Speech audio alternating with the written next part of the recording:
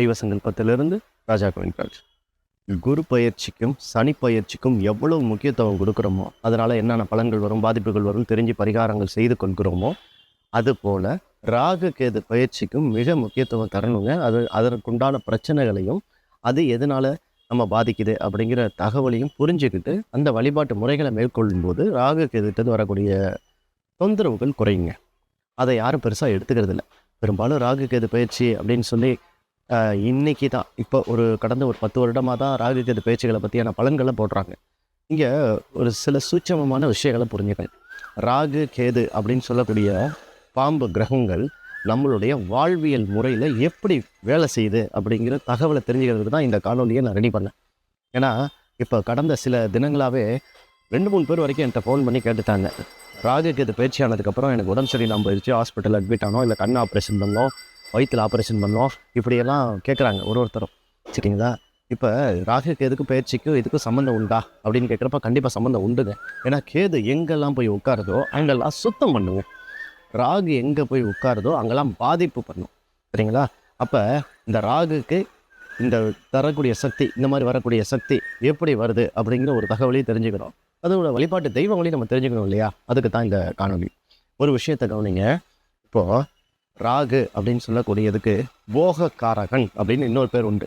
போகக்காரகன் அப்படின்னு சொன்னாலே அவங்க காமத்துக்கு செல்லக்கூடிய விஷயங்களை இந்த ராகு தான் தூண்டுதல் பண்ணுவான். இப்போ இந்த ராகு யாருக்கு சரியில்லையோ அவங்களுக்கு தான் குழந்தை பாக்கியம் வராது, பெண் இச்சைன்ற மோகம் ஏற்படாது.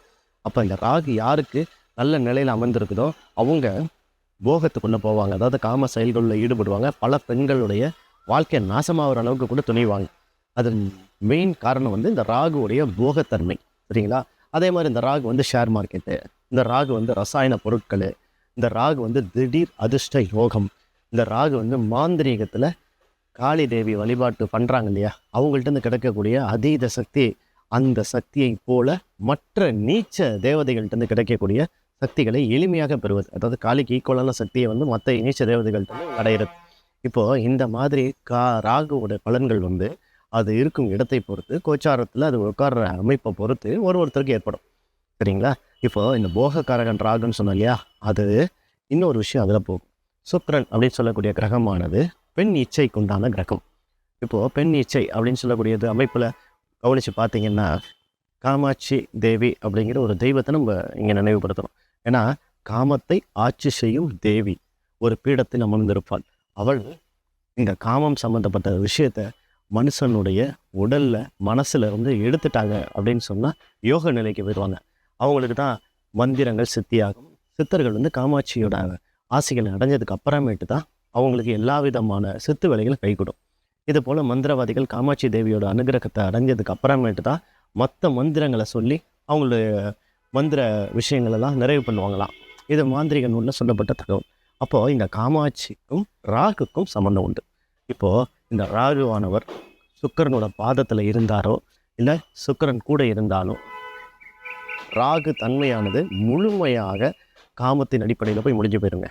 அப்போ ராகுக்கு இது பேச்சு ஆகிறப்பெல்லாம் சிலருக்கு பார்த்திங்கன்னா மனைவியோட சண்டை, மறுபு திருமணம் செய்து கொள்வது, இல்லை வீட்டை விட்டு ஓடி போயிடுறது, யாருக்கும் தெரியாமல் ஒளிந்து வாழ்வது, இந்த மாதிரியான விஷயம்லாம் அந்த ராகுக்கு இது பேச்சியாளர்களோட செய்வாங்க. அப்போ கேதுவோட பலன் ஒன்று இருக்குல்ல, அந்த கேதுவானது மறைந்த இடத்தில் அவமானம், கண்டம், சுத்தம் செய்தல். ஒரு பிரச்சனை இருக்குது, உடம்புல ரொம்ப நாளாக டேப்லெட் சாப்பிட்டுட்டு இருக்கீங்க, அது என்னன்னே தெரியாது, திடீர்னு ஹாஸ்பிட்டலில் படுக்க வச்சு அதை ஒரு சர்ஜரியை பண்ணி விட்டுரும். இப்போ இந்த மாதிரியான விஷயங்கள்லாம் அந்த கேது செய்யும். ராகு அப்படி செய்யணும், கேது இப்படி செய்யும். இதுதான் அந்த ராகு கேதுவோட பலன்கள். இப்போ எல்லா ராசிக்கும் இது செட் ஆகுமா?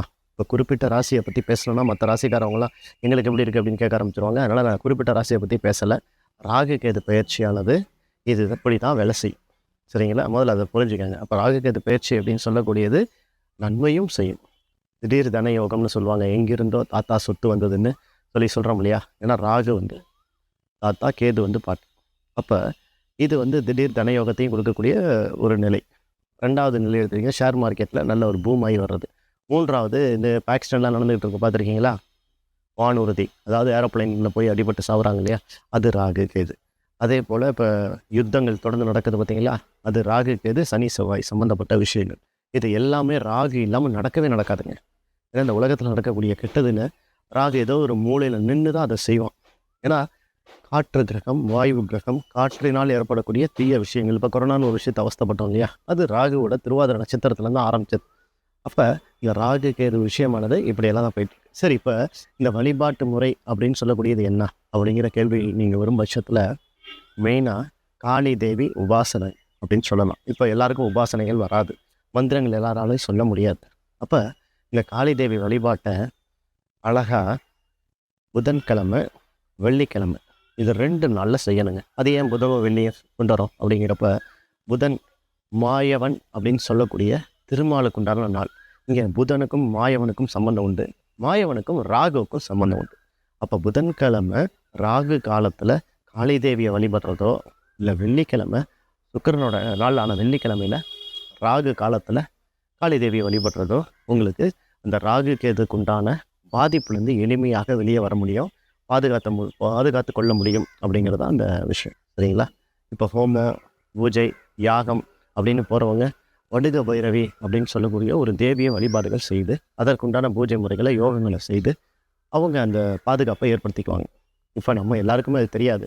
ஏன்னா தச மகா வித்யா அப்படின்னு சொல்லக்கூடிய காளி உபாசகர்கள் வழிபாடு செய்யக்கூடிய 10 விதமான தேவியர்கள்லேருந்து ஒரு தேவியை தான் அவங்க எடுத்து இந்த மாதிரி ராகுகிட்டேருந்து பாதுகாப்பு பண்ணுறதுக்கு செய்து கொள்வார்கள். சரிங்களா? இப்போ அந்த காளி உபாசகர்கிட்ட நான் இருந்ததுனால இந்த விஷயங்களை எனக்கு தெரிஞ்சுது. அவர் இந்த பூஜை முறைகளை எப்படி செய்தார் அப்படின்றதும் ஓரளவுக்கு தெரியும். இன்றைக்கி அது மாதிரி துல்லியமாக செய்யக்கூடிய நபர்கள் இருக்காங்களான்னு எனக்கு தெரியல. நாம் வழிபாட்டு முறைன்னு வரப்போ புதன்கிழமையும் வெள்ளிக்கிழமையும் போய் காளி தேவியை வழிபாடுகள் ராகு காலத்தில் செய்கிறப்ப இந்த தோஷத்துலேருந்து நம்மளை கொஞ்சம் காப்பாற்றிக்க முடியுங்க. சரிங்களா? இந்த தகவல் உங்களுக்கு பிடிச்சிருந்தா, இல்லை இது ஏதாவது சந்தேகங்கள் இருந்தால் கேள்வி கேட்டு அனுப்புங்க. அதற்குண்டான வீடியோ தயார் செய்து நான் அடுத்ததில் சொல்கிறேன். நன்றி. சிவாய்.